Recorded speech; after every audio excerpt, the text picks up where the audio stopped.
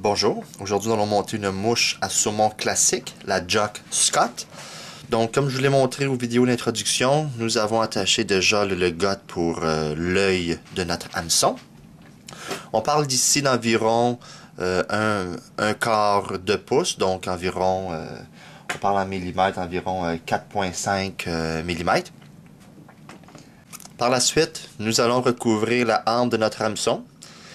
C'est pas nécessaire de faire des tours très serrés l'un sur l'autre jusqu'à ce que l'on arrive à la pointe de l'hameçon. Une fois qu'on arrive sur la pointe de l'hameçon, on va juste dérouler notre fil juste pour le rendre plat, tout simplement. Une fois que le fil est bien plat, nous allons faire des tours plus près l'un de l'autre. Et nous allons arrêter derrière l'ardillon. Donc, on continue. On mesure pour de quoi arriver vraiment à l'ardillon même. Et voilà. Lorsqu'on arrive à l'ardillon, nous allons dérouler juste une coupe de tours, juste pour arriver un petit peu à l'arrière. Là, nous allons attacher le ferret. Nous allons prendre un tinsel argent ovale mais très mince, que nous allons nettoyer simplement la pointe comme ceci. Juste de quoi avoir le petit bout dénudé, que nous allons attacher sur le dessus, comme ceci.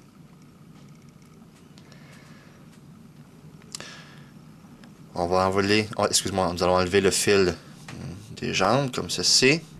Et là, le premier tour que l'on fait, nous le faisons sur l'hameçon directement. Ensuite, on continue. Je vais avancer un petit peu la caméra, que l'on voit un peu mieux. Pardon. Je vais juste placer là. Comme ceci. Et nous allons faire environ 4 ou 5 tours. Remarquez, je retiens toujours mon fil, mon tinsel avec ma main gauche et ma main droite, je le tiens assez éloigné du tinsel pour ne pas endommager la partie que j'enroule. Donc, nous sommes rendus à 4 ou 5 tours. Là. Je parle en même temps, donc comme ceci. Donc, j'enlève mon fil et j'attache mon tinsel en gardant naturellement une bonne tension. J'enroule mon tinsel en dessous de mon hameçon. Je continue de le solidifier, mais toujours en dessous. On va faire un tour de plus pour revenir encore une fois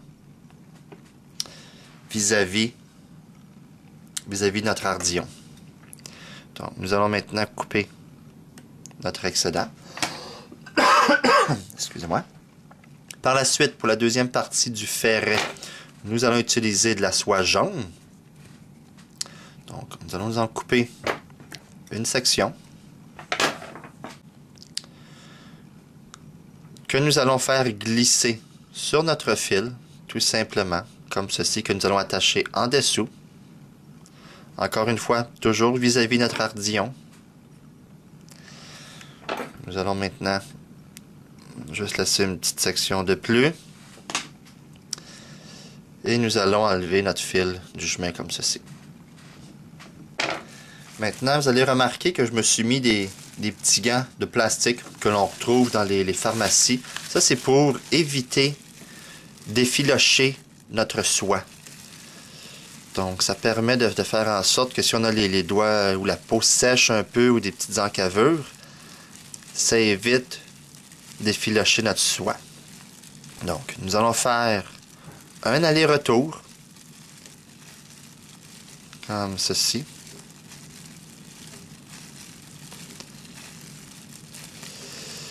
Et là, nous allons tout simplement ramener notre fil et l'attacher encore une fois vis-à-vis la pointe de notre hameçon. Donc, nous allons juste faire quelques tours de plus, juste pour bien solidifier le tout. Et nous allons couper notre excédent de soie. Comme ceci. Là maintenant, pour la queue, nous allons utiliser une crête de faisan doré. Là, c'est bien important de ne pas sélectionner les petites crêtes comme qu'on retrouve ici, mais de prendre une belle longue crête. La raison, c'est que c'est bien important. La queue va vraiment déterminer la longueur totale de notre aile, l'apparence en général de notre mouche. Donc, pour déterminer la longueur que l'on a besoin, un truc que j'en suis venu, c'est que nous allons mesurer l'aile en premier. Donc, ce que je fais, je me coupe toujours une section du matériel que je vais utiliser. Dans ce cas-ci, c'est un morceau de doigt. Et là, je regarde où le doigt va être attaché et où celle-ci se termine. Donc, on se donne un point de repère et c'est exactement là que nous allons, attacher la queue. Donc, si mon aile se termine ici, alors la queue que je vais attacher va se terminer ici aussi. Donc, Donc, on va juste le remesurer, voir exactement ce que l'on a besoin. Parfait. Et là, nous allons maintenant nettoyer l'excédent. Une fois que notre matériel a été bien nettoyé, on s'assure de bien le déposer. Encore une fois, bien aligné avec notre point de repère. Et nous allons faire quelques tours pour le solidifier.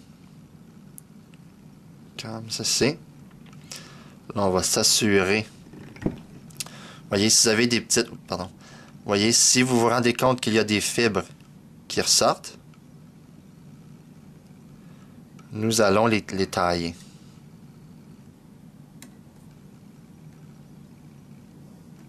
Et voilà. Donc, on s'assure que la queue va bien avec notre point de repère, comme ceci. Lorsqu'on attache, lorsque l'on attache le matériel de queue, on s'assure aussi que notre fil est bien plat. Donc, nous allons maintenant couper notre excédent.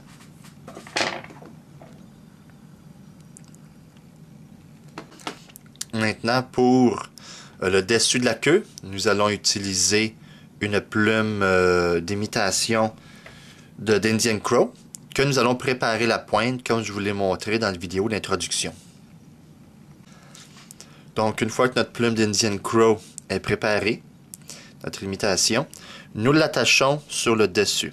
On peut peut-être nettoyer encore un peu. Nous l'attachons en plein centre, comme ceci. On s'assure que notre plume d'Indian Crow, si elle a à s'ouvrir, que ce soit en plein centre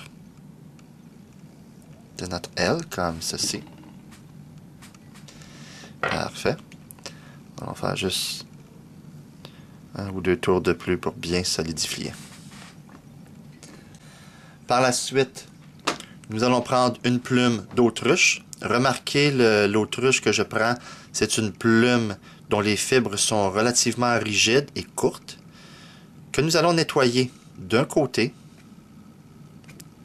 comme ceci, la partie que nous comptons utiliser.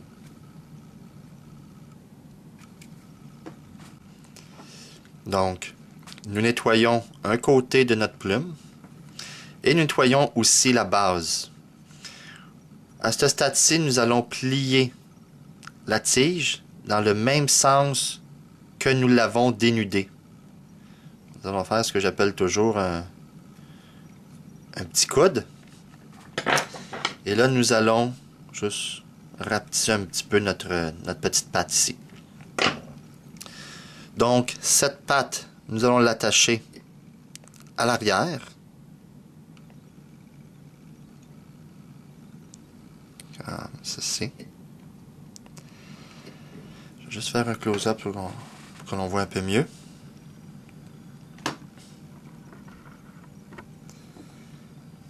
Remarquez que mon fil est bien plat en ce moment. Donc, à partir d'ici, nous allons enrouler notre autruche en faisant des tours à l'avant l'un de l'autre. On évite de faire des tours un par-dessus l'autre. Je vais juste régler ce petit problème-là. Parfois, il faut juste s'assurer que ici, ce n'est pas en dégradant. Sinon, nous allons avoir de la difficulté à ce que la plume d'autruche ne glisse pas en faisant des tours l'un sur l'autre. Donc, comme ceci.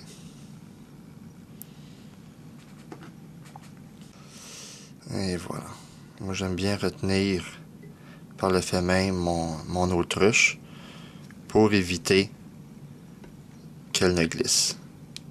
Donc, nous allons juste solidifier en gardant une bonne tension sur notre fil. Et voilà. Nous allons maintenant couper notre excédent.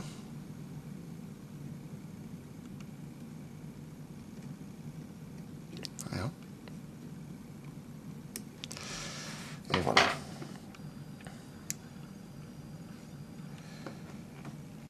Maintenant, pour le dessous du corps, nous allons nous placer environ 1/8 de pouce, on parle d'environ 3 mm de l'autruche. Là, il faut bien ne faut pas oublier, on se garde tout le temps une distance ici qui va nous servir à attacher notre matériel pour le corps. Et ici, c'est naturellement la partie pour attacher nos ailes. Donc, nous avons entre la partie du got et ici pour attacher notre corps. Donc, avant d'attacher le corps, nous devons quand même attacher le dessous du corps pour faire une fondation qui soit le plus possible inclinée avec en fuseau. Donc, ce que nous allons faire, juste pour donner un bon truc, nous allons plier environ 2 fois le fil pour avoir au moins la longueur de notre corps ici. Et là, nous allons glisser la soie en dessous. Comme ceci. Et là, nous allons enrouler notre soie en dessous de notre hameçon jusqu'à notre matériel d'œillet. Donc, on garde une tension sur la soie et on arrive à notre matériel ici.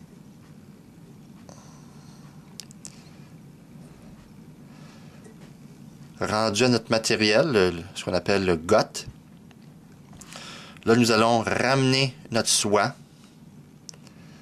encore une fois en dessous.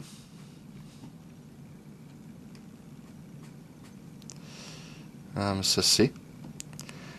Et là, nous ne le ramenons pas aussi près que l'autre. Nous allons garder environ la même distance. Et nous allons maintenant couper cet excédent ici.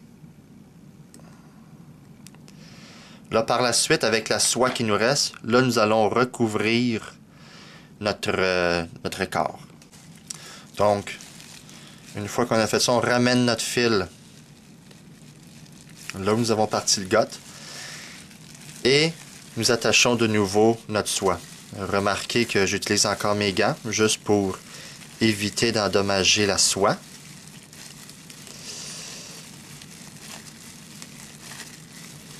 Et on ne fait que des tours bien près l'un de l'autre.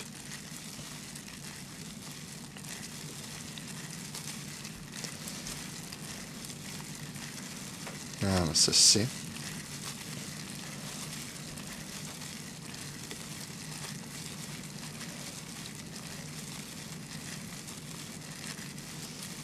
Et voilà, on va arriver bien juste avec la soie. Et voilà. Je vais faire un tour ici pour le solidifier.